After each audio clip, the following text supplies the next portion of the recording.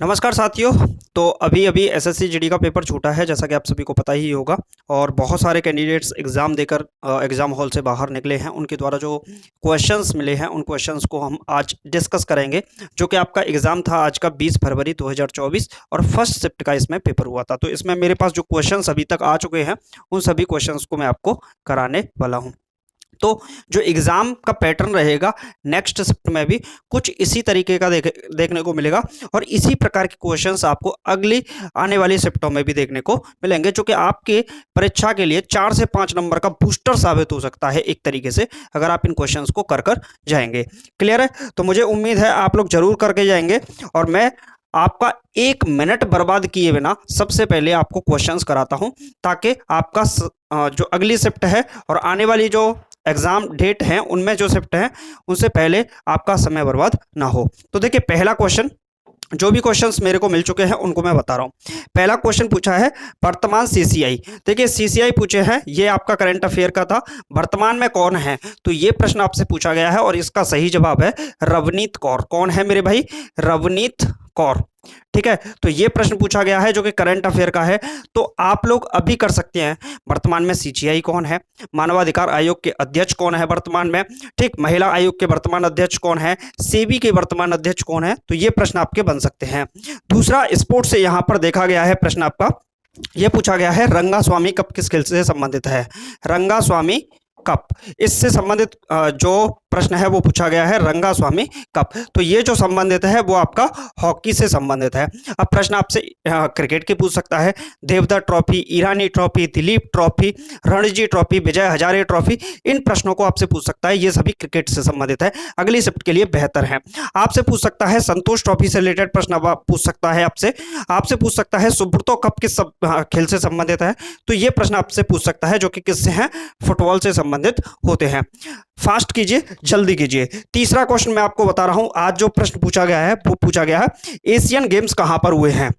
देखिए, Asian games, और ये प्रश्न आना लाजमी था मेरे भाई, क्योंकि भारत ने अब की बार रिकॉर्ड बनाया है एशियन गेम्स में। ये जो गेम्स थे आपके चाइना के अंदर हुए थे, कहां पर? चीन के अंदर हुए थे, जहां पर भारत ने लगभग 108, एग्जैक्ट डेटा तो मुझे याद नहीं, लेकिन 108 जो एशियन पदक थे भारत ने इसमें जीते थे। तो ये आपका प्रश्न बना है। अब आपसे अगला प्रश्न क्या पूछ सकता है, उसके चांसेस बनते हैं पैरा एथलीट से संबंधित प्रश्न आपसे पूछने की इसमें संभावना है। नेक्स्ट क्वेश्चन की ओर चलते हैं, तो वो पूछा है पंडित बिरजू महाराज। आप लोगों ने नाम जरूर ही सुना होगा, पंडित बिरजू महाराज। ठीक, पंडित बिरजू महाराज से संबंधित जो प्रश्न पूछा है वो पूछा है किस घराने से संबंधित है। तो आप इसका उत्तर तो आप लोगों को पता ही है, लखनऊ, नवाबों की नगरी और लखनऊ घराने से यह संबंधित है। अब आपसे प्रश्न बनारस घराने से संबंधित पूछ सकता है। क्लियर है? नेक्स्ट क्वेश्चन पूछा है ज्योतिबा फुले द्वारा किस संस्था की स्थापना की गई। तो आप लोग अच्छे तरीके से जानते हैं, ज्योतिबा फुले इनके द्वारा किस संस्था की स्थापना की गई थी। तो सत्य शोधक समाज।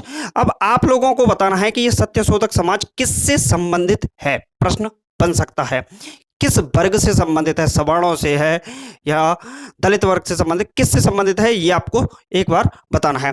दूसरा, यहां से आपका जो प्रश्न पूछ सकता है वो आचार्य विनोबा भावे से रिलेटेड प्रश्न अब आपका आ सकता है। आचार्य विनोबा भावे, ठीक है, मैं शॉर्ट में लिख रहा हूं, विनोबा भावे, और इनसे रिलेटेड प्रश्न पूछ सकता है जो कि किससे संबंधित थे, भूदान आंदोलन से संबंधित थे। नेक्स्ट क्वेश्चन अब आपसे और क्या पूछ सकता है, तो मेरे भाई आपसे पूछ सकता है कूका आंदोलन ये कहां से संबंधित है, तो ये प्रश्न आपसे पूछ सकता है। क्लियर है? नेक्स्ट क्वेश्चन की ओर चले तो नेक्स्ट क्वेश्चन पूछा गया है संगीत साहित्य पुरस्कार। तो ये जो संगीत साहित्य पुरस्कार है, संगीत साहित्य पुरस्कार, अब आप लोग बोलोगे कि सर इसका आंसर क्या होगा, तो मेरे भाई आपको आंसर जो देना पड़ेगा संगीत साहित्य पुरस्कार, इसका जो आंसर आपको लगाना है वो आपको एग्जाम में जो ऑप्शंस दे रखे थे आपके ऑप्शंस के हिसाब से आंसर लगाना था। शायद स्टूडेंट का बोलना था कि सर ए और बी करके आया था, ए और बी दोनों होंगे, इस प्रकार से क्वेश्चन इसमें शायद पूछा गया था। क्लियर है? नेक्स्ट अगर हम यहाँ पर बात करते हैं, दूसरा पूछा गया था मुद्रास्फीति से रिलेटेड प्रश्न पूछा गया था। तो आप लोग ध्यान रखिए, जो अभी करंट में जो एग्जाम चल रहे हैं उसमें मुद्रास्फीति से रिलेटेड प्रश्न पूछा ही जा रहा है। बाकी डिमोनेटाइजेशन से रिलेटेड प्रश्न भी आपका एग्जाम में आ रहा है। अगला है एमएस सुब्बुलक्ष्मी को भारत रत्न कब दिया गया था? एम एस सुब्बू लक्ष्मी, और इनको दिया गया था भारत रत्न। भारत रत्न कब दिया गया था? तो 1998 में। तो ये जीके के क्वेश्चंस को मैं आपको सबसे पहले बता रहा हूं जो पूछे गए हैं। अगला प्रश्न है भारतीय उपमहाद्वीप की भाषा, इसमें पूछी गई है, उपमहाद्वीप की भाषा आपसे पूछी गई थी। बाकी अगला प्रश्न है हाईकोर्ट के न्यायाधीशों को हटाने की प्रक्रिया। हाईकोर्ट के न्यायाधीशों को हटाने की प्रक्रिया। तो देखिए राज्यों में भी जो न्यायाधीशों को हटाने की प्रक्रिया है वो महाभियोग द्वारा ही की जाती है। किसके द्वारा? महाभियोग द्वारा। जैसे सुप्रीम कोर्ट में अगर किसी सुप्रीम कोर्ट के सीनियर जज को हटाना है तो वहां पर महाभियोग की प्रक्रिया जिस तरीके से चलती है, इसी प्रकार से राज्य में भी इसी तरीके से ये हाई कोर्ट में आपको देखने को मिलती है। क्लियर है? बाकी रीजनिंग के जो एग्जैक्ट डेटा पर रिलेटेड क्वेश्चन तो मुझे नहीं दिखे, लेकिन मैं आपको क्वेश्चंस बता सकता हूं। वर्बल और नॉन वर्बल दोनों से ही प्रश्न आए हैं, यानी कि आपके चित्र वाले सवाल भी पूछे हैं, दर्पण प्रतिबिंब से रिलेटेड या फिर जल प्रतिबिंब से रिलेटेड प्रश्न आपको देखने को मिले हैं। इसके अलावा कोडिंग डिकोडिंग के 3-4 क्वेश्चन यहाँ पर बताया गया है कि 3-4 प्रश्न यहाँ पर दिखे गए हैं, जिसमें से लगभग 3 क्वेश्चन के करीब तो ईजी थे जो कि अपोजिट वर्ड से रिलेटेड थे, बाकी प्लस माइनस से रिलेटेड ही थे, बाकी कुछ इसमें ज़्यादा नहीं था। बाकी हिडन फिगर से रिलेटेड क्वेश्चन आपको देखने को मिले हैं।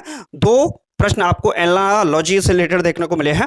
तो मेरा मानना है कि आप लोग जो एनालॉजी में है उसमें एक तो राजधानी को एक बार देख लीजिएगा, दूसरा आप मुद्राओं को देख लीजिएगा, करेंसी को देख लीजिएगा, और लगभग इसी से आपको क्वेश्चन मिलने की पूरी संभावना है। ठीक, बाकी डायरेक्शन से यहाँ पर 2 प्रश्न आपको देखने को मिले हैं। नंबर सीरीज से भी स्क्वायर का जो लॉजिक होता है उससे रिलेटेड क्वेश्चन यहाँ पर देखने को मिलेगा है।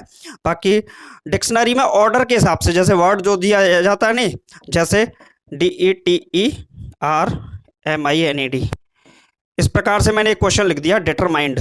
तो इस प्रकार से इससे कौन कौन से शब्द बन सकते हैं? तो 4 ऑप्शन होंगे, ऑप्शन के हिसाब से आपको आंसर लगाना था।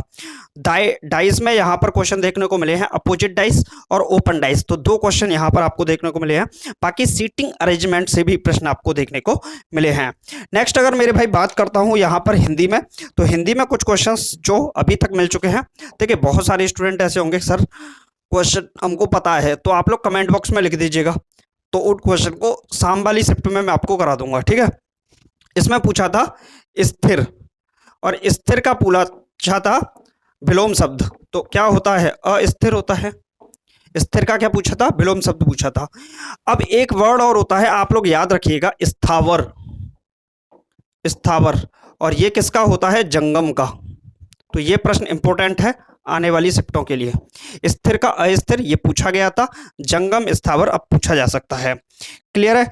आपसे जो पूछा गया था नस्वर, नस्वर, और इसका क्या होता है? शाश्वत, ये आपका विलोम शब्द होता है, ये पूछा गया था।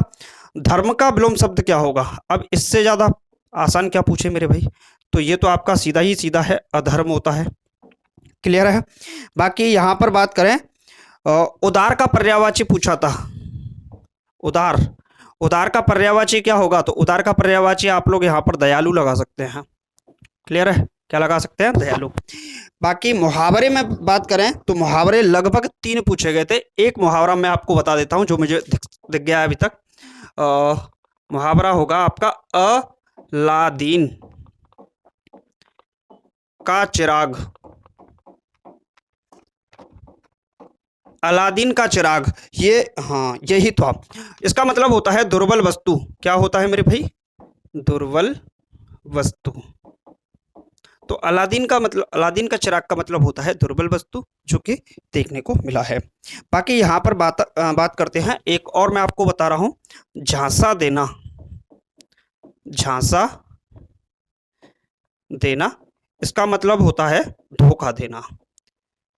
क्या होता है? धोखा देना। अगर हम पूछें झांसा देने का क्या होगा, तो धोखा देना होगा, चूंकि प्रश्न आपका पूछा गया है। बाकी एक तद्भव और तत्सम से प्रश्न आए, ऐसा तो होता ही नहीं है। एसएससी जीडी हर पेपर में पूछता है तत्सम और तद्भव से। यहाँ पर बात करें हम मेरे भाई, तो ईंट क्या है? ईंट। ईंट का होता है इष्टिका। क्या देखने को मिलेगा? इष्टिका। तो ये आपको देखने को मिला था, क्लियर है? तो ये प्रश्न आपका देखने को मिला था। अनेक शब्दों के लिए एक शब्द यहाँ पर देखने को मिला था, तो हाथों से लिखी लिपि। ये प्रश्न है, हाथों से लिखी, हाथों से लिखी लिपि, तो इसको क्या बोलेंगे हम? तो इसे बोलेंगे हस्तलिपि। ठीक, क्या बोलेंगे? हस्तलिपि। ये प्रश्न देखने को मिला है, या फिर हम पांडुलिपि वगैरह भी बोल सकते हैं। एक प्रश्न था शुद्ध वाक्य से, तो वो तो आसान ही होगा, आप लोगों ने कर ही दिया होगा। बाकी जो 4-5 क्वेश्चन देखने को मिले थे, वो आपके गद्यांश से रिलेटेड प्रश्न देखने को मिले थे, क्लियर है? तो मैंने अभी के लिए आपको रीजनिंग के क्वेश्चंस बता दिए, हिंदी के बता दिए, और आपको जीके के जो क्वेश्चंस मेरे को अब तक मिल चुके हैं स्टूडेंट्स के द्वारा, वो मैंने आपको बता दिए। बाकी मैथ्स के क्वेश्चंस को शाम को डिस्कस करेंगे इकट्ठा, दोनों शिफ्ट को मिलाकर, क्लियर है? तो उम्मीद है आपको ये सभी क्वेश्चन सही लगे होंगे, और किस प्रकार से क्वेश्चन एग्जाम में आगे आ सकते हैं वो आप लोग समझ गए होंगे। चैनल को सब्सक्राइब कर दीजिएगा, एसएससी जीडी वाले हैं तो।